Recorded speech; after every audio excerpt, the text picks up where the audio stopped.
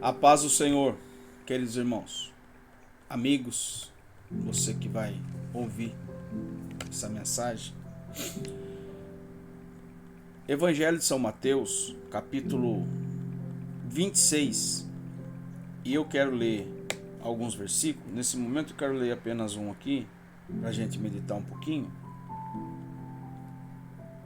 Capítulo 40, está escrito assim: E voltando para os seus discípulos, achou-os adormecidos e disse a Pedro: Então, nem uma hora pudeste vigiar comigo? Isso é uma pergunta. O contexto dessa história, ele se dá logo após Jesus participar da última Santa Ceia, a última reunião que ele faz com os 12. E nessa Santa Ceia eles vão ficar curiosos para ver quem seria o traidor, porque Jesus disse: comigo, come comigo, na mesa está aquele que há de me trair. E logo eles ficaram já. Então vieram que perguntaram, Pedro e João, os mais próximos de Jesus, acabaram que perguntando quem seria, né? Aliás, Pedro cutuca João e falou assim: pergunte para ele quem que é. Enfim, Jesus vai dizer: aquele que mete a mão comigo no prato, esse há de me trair. E Judas então é o traidor, sai daquele momento, vai lá, e eles, os 11, sobe para o monte chamado Monte das Oliveiras, num lugar à parte conhecido como Getsemane, um ambiente de prensa de azeite. Ali havia, não, nesse momento que Jesus foi orar lá já estava desativado, mas havia ali um moinho, uma pedra de prensar a fruta, a oliva, que é retirado dela o azeite, o óleo do azeite, enfim. Por isso que se dá o nome de Getsemane, lugar de prensa, lugar de prensar azeite. E realmente o Senhor Jesus ali ele foi prensado. Então Jesus vai à parte, é o jardim, o Monte das Oliveiras, e nesse ambiente onde Jesus foi orar à parte, e juntamente com ele os 11. Quando ele chega, antes dele chegar no lugar que ele se dobrou o joelho, ele para os 11, e dos 11 ele traz 3 para mais próximo. Ele fala: ficai aqui. Aí ele chama Pedro, Tiago e João para vir um pouco mais além. E um pouco mais além ele para de novo e deixa os 3 ali e vai um pouco mais além orar. Então a gente vê que Deus, ele não é que ele faz acepção, mas ele conhece cada um, a estrutura de cada um. Ele sabia da estrutura dos 12 perfeitamente, a qualidade de cada um, o defeito de cada um, a fraqueza de cada um. O Senhor Jesus, como Deus, ele sabia, ele conhecia todos eles. Mas aí ele separa mais próximo dele os 3 que mais tinham intimidade com ele, que a gente vai ouvir falar muito mais de Pedro, Tiago e João do que os demais. Tem muito evangélico, muito crente, muito gospel, que esses nomes que se dá agora ao cristianismo, Antigamente a gente era conhecido como os crentes, Os crentes. Hoje não, hoje tem um monte de nome, é evangélico, é pentecostal, é um monte de nome, mas não importa. É o crente salvo, o evangélico, o gospel, que é fiel a Jesus, não sabe o nome dos 12. Só conhece, que nem Judas, logicamente todo mundo sabe que Judas, por causa da traição, Pedro, Tiago e João, mas muitos não sabem. Mas enfim, não é isso que eu quero falar. Então ele traz esses 3 para mais próximo dele, e é de muito conhecimento que Pedro, ele recebeu uma graça de Deus de ser escolhido para ser o líder daqueles 11, porque é bem conhecido da maioria dos irmãos, da grande maioria esmagadora dos irmãos, que Judas se suicidou. Então ficaram 11. Então desses 11, o homem que o Senhor escolheu para ser o líder depois da sua morte, da sua ressurreição e da sua partida para o céu, e que enviou o Espírito Santo, que está até hoje na terra, nos revelando, nos convencendo do pecado, que é o nosso querido e amado Senhor Espírito Santo. Ele escolheu Pedro. Mas o interessante, queridos irmãos, por que ele escolhe Pedro? Qual era as qualidades de Pedro? O que Pedro tinha de especial? Primeiro, que graça. O apóstolo Paulo mesmo vai dizer, né? Começa a falar com Deus em oração, aí o próprio Deus fala: Pedro, Paulo, a minha graça te basta. E graça é inexplicável o que significa a graça. A graça é um favor não merecido. Sabe, você não merecer nada. É a mesma coisa assim, você faz tudo de errado, mas tudo dá certo para você. No fim das contas, tudo acaba. Você tá entendendo? Você fala: meu Deus do céu, o que eu fiz para... É a mesma coisa, às vezes você é a ovelhinha negra da família, mas no seu aniversário você ganha sempre os melhores presentes. Você tá entendendo? Aquele filho que faz tudo certinho, papai, mamãe, benção, e faz tudo certinho, chega no dia do aniversário dele, parece que acaba o gás, quebra o carro, acontece alguma coisa que o dinheiro se desvia e ele fica ali: ô meu filho, dá um abraço, que papai e a mamãe te ama, viu? A gente não pôde te dar um presente, mas ano que vem a gente vai te dar. É mais ou menos assim. Então, graça é isso. Deus escolheu o apóstolo Pedro pela graça, mas ele tinha suas qualidades como homem. O bom de Pedro, que ele era ou tudo ou nada com Pedro. Pedro era muito explosivo, ele era, sabe, muito ansioso. Então você vê que o fato dele ver Jesus andando sobre as águas, eles ficam com medo. Depois Jesus fala: sou eu. E aí ele já: deixa eu ir com o Senhor, porque ele viu aquilo, ele achou extraordinário, ele falou: nossa, eu quero também. Então é uma qualidade boa, não é uma pessoa retraída, ou ele é ou ele não é. Então com Pedro é assim, ou é 8 ou é 80. Mas aí a gente vê que ele vai por cima das águas, daí ele começa a olhar do lado, ele começa a afundar, enfim. E outra coisa interessantíssima de Pedro é que quando Jesus começa a falar a respeito da sua morte, que o Filho do Homem seria entregue na mão dos pecadores, para sofrer, para padecer, Pedro na hora: não. Ele andou por cima das águas, ele já achou que ele já estava, entendeu? Então ele tinha esse negócio com ele ele era um líder nato. E ele quis passar à frente do Senhor. Ainda ele não tinha aquela humildade de entender o que significa o reino de Deus, enfim. E Jesus vai repreender: para trás de mim, Satanás. Aí ele percebeu tal. E ele vai. Aí outra vez ele falou assim: Senhor, eu irei contigo até a morte.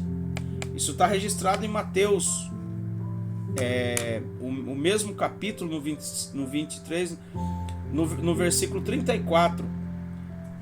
O mesmo homem que não conseguiu orar com Jesus uma hora ele não conseguiu orar com Jesus, é o mesmo homem que falou assim, ó: e disse-lhe Jesus: em verdade te digo que nesta mesma noite, antes que o galo cante, 3 vezes me negarás. Porque ele falou que ele ia com Jesus até a morte, antes dele dormir. Não só ele, eu tô me referindo a Pedro, porque Pedro foi escolhido como líder, como a base de liderança que ia dar continuidade ao ministério de Cristo Jesus. Aquilo que Cristo implantou, que começou. O começo é Cristo, a pedra é Ele, a base é Ele, tudo é Ele, é Cristo Jesus. O que eu quero dizer com essas palavras ao seu coração nessa tarde, que talvez você é um crente muito abençoado por Deus, mas se desanimou. Talvez deu uma escorregada na vida e fica se lamentando, achando que Deus não te quer mais, que você não serve mais para a obra. Às vezes você cantava, às vezes você pregava, às vezes você orava, às vezes você visitava, às vezes você era, com o perdão da palavra, era pau para toda obra. É o linguajar que a gente, da nossa cultura brasileira, é pau para toda obra. Você está entendendo? E de repente alguma coisa aconteceu, você deu uma escorregada e pum, né? Veio aquele desânimo. Agora, Jesus, ele só quer que você entenda quem ele é. O seu deslize, ele não liga. Porque se ele ligasse, ele ia impedir. Por que ele não impede? Porque ele te ama. Então, Pedro aprendeu a valorizar a graça, o amor. Porque Jesus em nenhum momento mostrou fraqueza, desespero. Não. Até porque Jesus não ficou orando com eles ali. Porque se Jesus fica orando com eles, eles iam ficar com tanta pena, com tanto dó de Jesus. Você tá entendendo? Então Jesus foi à parte orar. Sabe? O propósito de Jesus era deixar eles manter perto para ensinar eles que nenhum deles passou no... É como se fosse na prova do Enem. A pessoa estuda o ano todo. Aí chega no dia da prova do Enem, esquece tudo. Mas mesmo assim o professor vai e qualifica todo mundo. Todos levaram 0 na prova, mas o professor, sabendo do potencial daqueles alunos, que eles estudaram o ano todo, eles têm capacidade, eles têm potencial para cumprir, né, aquilo que eles querem, passa todo mundo. Então é isso que aconteceu. Humanamente ninguém passa, né? Pelo menos pela Bíblia a gente vai ver que nós não somos instrumento de Deus porque nós temos alguma qualificação. Ninguém tem uma qualificação diante de Deus, porque o propósito de Deus de usar as pessoas não é pela qualificação da pessoa, mas sim pelo propósito que Deus tem através dessa pessoa. Então, cada um de nós temos um lugar que Deus quer nos usar. Por isso que nós devemos ser humildes diante de Deus, amar uns aos outros, respeitar uns aos outros e aprender uns com os outros. Né? Às vezes a gente critica um pastor que ensina, que é teólogo, formado, a gente critica ele. Mas Jesus não pregava assim, meu Deus do céu. E a Bíblia diz dos 5 ministérios, uns para pastores, outros para evangelista, outros para apóstolo, outros para doutores e mestre. Então, doutores e mestre, para que serve esse ministério, doutores e mestre? Para trazer uma capacitação, trazer um refrigério ao coração daqueles obreiros que tá no campo, tá trabalhando, tá jejuando, tá orando e tá buscando almas e tá evangelizando. Então eles têm que ter um momento de chegar na casa de Deus e eles receber aquele refrigério na sua alma, que é aquela palavra que é específica pro coração de obreiro. E você já pensou, irmão, se o cara não for formado, não tiver uma sabedoria, você acha que um obreiro consegue escutar um camarada? E obreiro é terrível, irmão. Obreiro é terrível. O cara só... Ó, Deus que me perdoe falar o cara, é um costume feio que a gente tem, mas o camarada, obreiro, é que nem assim, a gente vai ali na sede da Indaiatuba ali, os homens de Deus que sobem ali para falar, irmão, né? A gente sabe, nosso pastor ali, o pastor Israel, hoje tem culto de ensino na nossa sede, fica o dia inteiro comendo Bíblia. Prepara, irmão, porque o obreiro é uma benção. O obreiro é uma benção de Deus. Ele sempre quer mais, né? Mas o obreiro que aprende com a lição de Pedro, né? E principalmente com a atitude de Jesus. Olha a atitude de Jesus. Atitude de Jesus. Todos reprovados. Porque Jesus no versículo 40, ele foi bem... Ele tinha acabado de gemer, irmãos. A primeira oração que Jesus faz, você sabe: Pai, se possível, passa de mim esse cálice. Eu não quero entrar nessa questão porque é muita coisa, sabe? Aí a gente vai entrar em outro campo. Quero manter aqui para não levar muito tempo. Então, foi muito profundo. Vocês sabem que ele chegou até, não está nesse, mas chegou a suar gotas de sangue. Então ele volta ali, né? Aí pro final que ele soa gotas de sangue, aí ele vem, vai, levanta, porque isso vai se repetindo, isso não é a primeira vez. Se a primeira vez Jesus fala assim, viu, não pudeste orar comigo por 1 hora, você já imaginou se fosse você o pastor de Pedro? Você teria reprovado Pedro. Você diria para Pedro assim, Pedro, você está excluído do meu ministério. A hora que eu mais precisei de você, Pedro, você não vigiou, você não orou, você não me ajudou. Talvez, né? Mas olha o que Jesus fala com ele. Você não pudeste vigiar comigo, orar comigo por 1 hora. Ele fala para Pedro. Ele não fala para os dois. Ele vai diretamente para Pedro. E lá no futuro, queridos irmãos, lá no futuro, que é mais lindo ainda, que o próprio Jesus, ele morre, Pedro nega ele, Pedro fica arrasado. Todos, depois da crucificação de Jesus, do sepultamento de Jesus, eles voltam, cada um volta, sabe?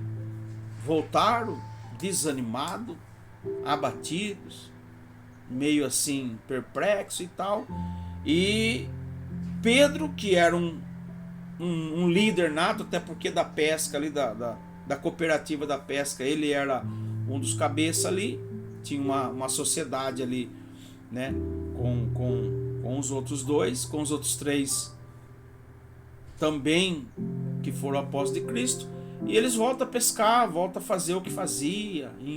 Infelizmente você vê que não passaram, não entenderam a profundidade do que é Cristo. E Jesus, maravilhosamente, que eu amo a Jesus Cristo cada dia mais, queridos irmãos, e é esse ponto que eu quero também comentar com os irmãos. 21 de São João, versículo 15, capítulo 21 de São João, e o versículo 15, que está escrito assim, ó: e depois de terem jantado, disse Jesus a Simão Pedro, Simão, filho de Jonas, amas-me mais do que estes? É uma pergunta. Você lembra que Jesus fez uma pergunta para ele? Você não pôde orar comigo nem 1 hora, Pedro. E depois não voltou a orar. Agora aqui Jesus ressuscita, aparece para eles estão na praia. Jesus não tem o que comer, preparam, né, peixe e eles comem junto ali. E Jesus senta e olha para Pedro, porque Pedro negou Jesus 3 vezes. Que ele, nossa, cada vez. E isso fala da fraqueza, da fragilidade da humanidade perante a morte. Porque se Pedro não nega, ele morre também. Porque a estratégia do diabo era matar Pedro também, porque sabia que ele seria o líder da igreja. O próprio Jesus falou, Pedro, tu és pedra. Sobre esta rocha, que era Cristo Jesus, que alguns interpretam que Pedro é o fundamento da igreja, está em Pedro, não está em Pedro. O fundamento da igreja está em Cristo. Porque se você perceber o texto que fala, que Jesus fala assim, Pedro, tu és pedra, mas sobre esta pedra, que é Cristo Jesus, que sou eu, sobre mim, eu edificarei a minha igreja. Tu é o líder da igreja, tu é o anjo da igreja, tu vai ser o cabeça, o pastor, porque você tem uma liderança nata, para isso que eu te escolhi. E todos os textos que a gente vai ler, a intimidade de João com Jesus é uma. Agora a de Pedro é de líder. Você vai ver que aqui Jesus trata com Pedro, não trata com os demais, né? E aí Jesus vai falar para Pedro, Pedro, tu me amas mais do que a esses? Porque para mim amar almas, eu preciso amar Cristo mais do que tudo, porque senão eu não consigo amar mais nada na minha vida, sabe? Agora, se eu amar Cristo, a sua obra, a sua vontade, eu consigo desenvolver algo maravilhoso na minha vida. Então Jesus vem e coloca a sentença diabólica contra todos os pecadores por terra, mostrando que lá atrás ninguém passou pela capacitação humana, ou seja, não adianta eu trazer um excelente currículo na mão do Senhor. O Senhor não é isso que Ele quer. Agora, o que me chama a atenção na vida de Pedro é a humildade de Pedro em reconhecer que errou. O que não aconteceu com Saul. Pedro, ele reconhece Jesus Cristo. Sim, Senhor, eu te amo. Mais uma vez, Pedro, tu me ama? Sim, Senhor, eu te amo. Aí a terceira vez ele entende. Fala, Senhor, o Senhor sabe se eu te amo ou não, porque se eu falar que eu te amo, e vai que lá na frente eu... Você está entendendo? Porque isso dá a entender que o próprio ser humano tem que entender que é Deus que conhece o nosso coração.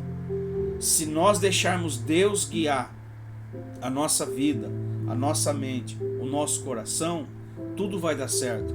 Você não precisa ter medo. Deus não vai permitir que você caia numa cilada do inimigo. Ele vai cuidar de você, ele vai cuidar de tudo que está nas suas mãos. Tudo que ele te deu, ele vai te abençoar. Outra coisa, queridos irmãos, que Deus, ele não mede o ser humano pelo tamanho da capacidade, que eu já falei isso, mas sim pela intenção da pessoa entender que quem é ele perante os pecados do mundo. Eu nunca posso olhar para o meu pecado e me entristecer e achar o ponto que Jesus não pode resolver. E é isso um dos maiores erros que os seres humanos cometem. Quando pecam, em vez de se arrepender e dizer, Senhor, puxa vida, pisei na bola, me perdoa. Na hora Jesus perdoa, abraça, recebe, porque Ele é maior do que o pecado. Jesus é maior do que o teu pecado, Jesus é maior do que o meu pecado. E a esperança para a árvore cortada. Sabe, eu senti de falar essas palavras essa tarde para ajudar alguém, não sei até onde vai chegar, mas a Bíblia diz que há esperança para a árvore cortada, que ao cheiro das águas ela brotará. Olha um pouco, você já pensou uma árvore cortada, ela voltar a produzir, ela voltar a frutificar? Porque quando a gente peca, a gente é cortado. Quando a gente peca, a gente é destituído. Porque é o pecado que nos separa de Deus. Mas o pecado não pode ser maior do que a minha vontade de voltar à comunhão com Deus. Aí eu peço perdão, eu me humilho. Olha o exemplo de Davi. O Salmo 51, ele é uma carta de acordo, reconhecendo o que Natan repreendeu Davi. Natan repreende Davi, se não me falha a memória agora, 2 Samuel capítulo 12. Vamos lá ver se é isso mesmo, para mim não falar algo que não está correto aqui, tá? Quer ver? 2 Samuel capítulo 12, é isso mesmo, ó. Natan, o profeta, repreende Davi. Então vocês já sabem da história, né? O que Davi fez. Aí veja o que Davi fala depois que ele foi repreendido. Capítulo 51, Salmo 51, é uma oração. E eu acho lindo, irmãos, essa oração, porque isso, o Salmo 51, é Davi reconhecendo tudo que Natan falou para ele. Tudo que Deus, na verdade, tudo que Deus usou o profeta Natan para falar para Davi, porque é Deus que sabia. Natan não sabia de nada, ninguém sabia de nada, né? Somente aqueles que estavam mais próximos do rei, mas Deus sabe de tudo. Não há nada que fique encoberto diante dos olhos de Deus. Ele sabe de tudo, ele vê tudo, ele conhece tudo, ele tem todo o poder, enfim. Mas aqui no Salmo 51, Davi, ele deixa registrado essa carta de alguém que deseja o perdão de Deus e não quer ser separado de Deus. O que Jesus fez na cruz do Calvário foi a morte de Jesus, traz de volta o pecador em Deus, entendeu? Vocês podem ver que sim, ó, olha a humanidade sem Jesus, Deus e a humanidade